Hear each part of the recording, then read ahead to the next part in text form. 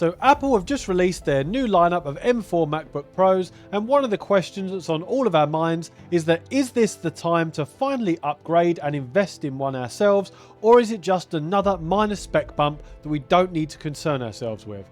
Well, in this video I'm going to cover all of the specs of the brand new M4 MacBook Pro and tell you which one I think you should get, if you should get one at all. So here is the homepage for the brand new lineup of M4 MacBook Pros from Apple, and full disclaimer, I don't think you should get this laptop if you have an M2 or an M3 MacBook Pro. So if you already have an M2 or an M3 version, then you can probably stop watching this video. Now, I don't want to say that to discourage you from getting one, because if you have a lot of money in the bank and you just want to get the latest and best product, then why not go for it? Do you know what I mean? Just get one.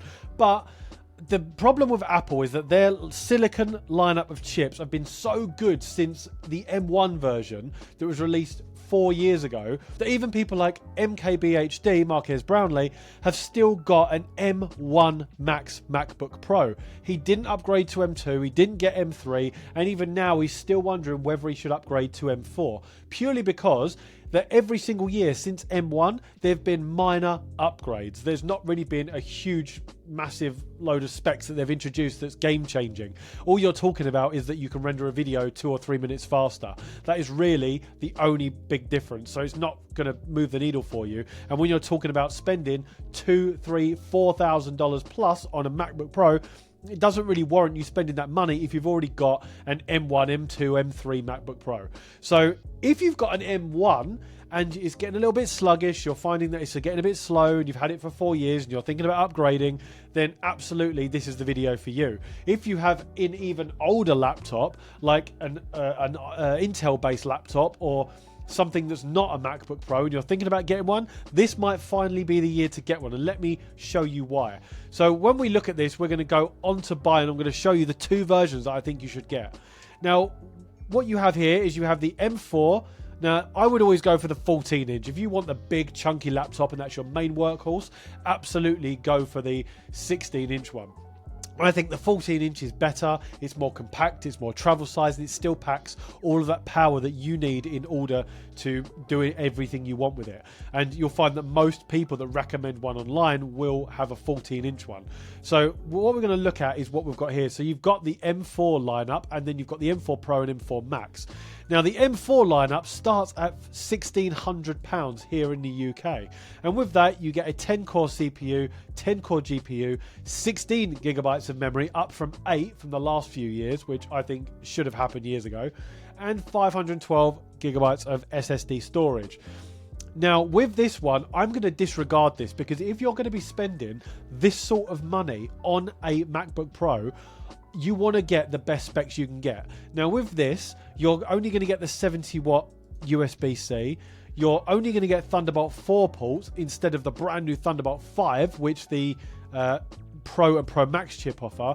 And there's just a few other things that you get with it as well. So I would disregard the M4 unless you've only got £1,600 for your budget, and I would get the most out of your money. Now, what I'm going to recommend you get here is the M4. The first one I recommend, there's two ones I'm going to recommend, is the M4 Pro chip. Now, with this, you get a 12-core CPU, 16-core GPU, 24 gigabytes of unified memory, and a 512 gigabyte SSD. Now, that also gives you 3 Thunderbolt 5 ports. Now, previous generations of the MacBook Pro, M3, M2, M1, previous generations, you only get 2 USB-C ports, which are the Thunderbolt ports. On this version, the M4 Up, you now get 3 of those. And with the M4 Pro and Pro Max chip, you get Thunderbolt 5, which is future-proofing your laptop. You have transfer speeds of up to 120 gigabytes a second, which is ridiculously quick. You can also support 3 external displays. So if you don't have a desktop computer and you just have monitors to plug your MacBook Pro into, and that's your main workhorse, then you can have up to 3 external displays, up to 6K, with these Thunderbolt 5 ports if you need that. You also have the HDMI port, an SD card slot if you're a creator, a filmmaker, photographer, just to plug your memory card in, a headphone jack, and the MagSafe 3 port for your charging. Now, you can also upgrade the charging brick to 96 watts, which is going to be are more powerful. But for this one, as it is straight out of the box, for this one, it's 2,000 British pounds, which is pretty good for the specs you're getting. Now, people would argue that you should have maybe 1 terabyte and they should have the 96 watt power brick as standard with this. I agree with you. However, this is what it is. Bear in mind, this is built for Apple Intelligence. You can get Apple Intelligence on the M3 and M2 and possibly the M1 as well. So that's why I say if you've got those laptops, it's probably not worth getting one. But if you've got an older one, the upgrades for this are going to make it worth it. Now, that is why I would recommend the $2,000 one straight out of the box, because it's great value, and this is going to do anything you pretty much want it to. It's going to be great for filmmaking, for editing, for photography, for creative workflows. If you have multiple tabs, multiple projects you have open, even for casual gaming, it is just going to be really, really good. So next we're going to go on to the M4 Max chip, which is if you have even more money to spend. This is what I would recommend if you really want to future-proof your laptop, and this is going to last you for years. So then we're going to go on to Select, and what I would have, the Nano Texture Display is something that's new for this year, and it's kind of a creative decision. It's something you have to decide whether you want or not. So normally you would argue that will the Nano Texture Display have an impact on the color grading and the quality of the screen? And from what I've seen, it doesn't. Now, if you don't know what that is, basically the standard display is an Apple Pro 6K XDR display. And it's not OLED, it's still an XDR display, but incredibly high quality. We know how good Apple's screens are. And the standard display has a lot of reflections on it. It's very similar to OLED. It will have a lot of reflections if you're in bright light. The Nano Texture Display removes all of the reflections, so it makes it much easier to see in bright light and bright conditions. And in some cases, when you have a Nano Texture Display over it, or a sort of quantum dot display, or some sort of anti-reflection glare display, it has an impact on the color grading, because it has an impact on the color science and the quality of it.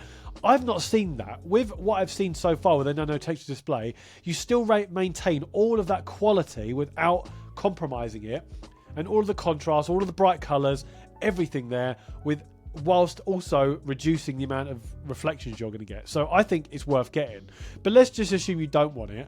I would then upgrade to the 16-core CPU and the 40-core GPU, 64 gigabytes of unified memory, and a 2 terabyte SSD. I don't think you're going to need more than that, because you can have external SSDs if you have loads of files and things like that. So this is going to set you back £4,300. Now, yes, that's a lot of money. However, these specs, as you can see here, are going to last you. You're future-proofing your laptop, basically. This is going to last you for probably 5 years minimum before you start even thinking about, do I need an upgrade?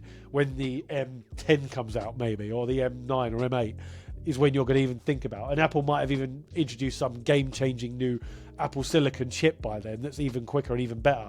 But this is really going to do absolutely everything you need. It's going to be able to do video editing at very high quality without any slow motion or any buffering or anything like that. Photo editing, creative workflows, gaming. It's going to be able to do absolutely anything and be an absolute powerhouse for everything that you need. Those are the two that I recommend. The other thing you get with this is a brand new center stage camera. This is a 12 megapixel camera which has center stage technology, which basically means when you move around, it will keep you in the center of the frame, much like the Active Track does with the Osmo Pocket 3. Now, bear in mind, it doesn't have a gimbal built into it, so if you move out of the frame, it can't follow you, but it will, as long as you move within the camera, it will keep you in the center.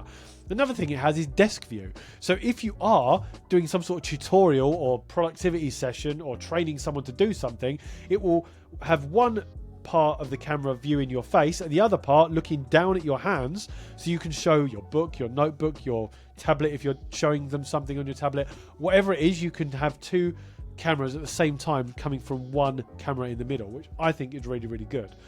So we're also going to look at, I just want to show you one other thing. So if we go back to the MacBook Pro here and I click back on it and we go here, you can go on the tech specs, because the Liquid Retina display now goes up to 1600 nits of peak brightness. And you can see the tech specs here for the MacBook Pro. You can pause this if you want to see it, or just look it up online yourself. But this Liquid Retina display has actually got improvements. So it can now go up to 1000 nits of peak brightness for SDR content, and 1600 nits for HDR content, which is really, really bright. Now, it also has ProMotion display up to 120 Hertz. So if you're playing a game, it means that it will adapt to that and should be able to go up to 120 Hertz refresh rate if you're playing some sort of competitive game. So if we look at what ProMotion actually means here, Apple's ProMotion displays automatically adjust based on the content of your screen. For example, if you're quickly scrolling, your device will ramp it up to the full 120 Hz experience. But if you pause scrolling, it will go right back down to 80 or 60 or less, since it knows you're not moving too quickly. So basically, this optimizes for gaming, for scrolling, for anything like that. So if you are using it for whatever content you're doing, it understands what you're doing, and then it can change it for that. Now, this isn't going to be as good as a proper desktop high-end display for gaming. So if you have like an RTX 4090, 96 gigabytes of RAM, like this big desktop PC that's beefy and has all of these high-end specs, that is going to be better for gaming. But if you want to do just casual gaming on it, like maybe play a bit of Call of Duty or just whatever you want to play, it will be able to handle that without any issues whatsoever. And it should be able to handle ray tracing and pretty much anything with decent specs. So let me just summarize why I think you should get the M4 MacBook Pro this year.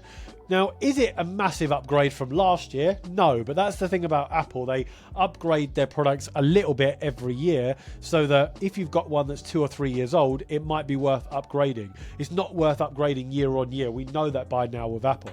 So if you have an M2 or M3, probably not worth upgrading. However, if you have an M1 MacBook Pro or older and you don't even have a MacBook Pro and you're thinking about getting one, now is the best time to get one, because if you get the M4 Pro MacBook Pro or the M4 Max MacBook Pro, then you get 3 Thunderbolt 5 ports with transfer speeds of up to 120 gigabytes a second. You get the brand new 12 megapixel center stage camera.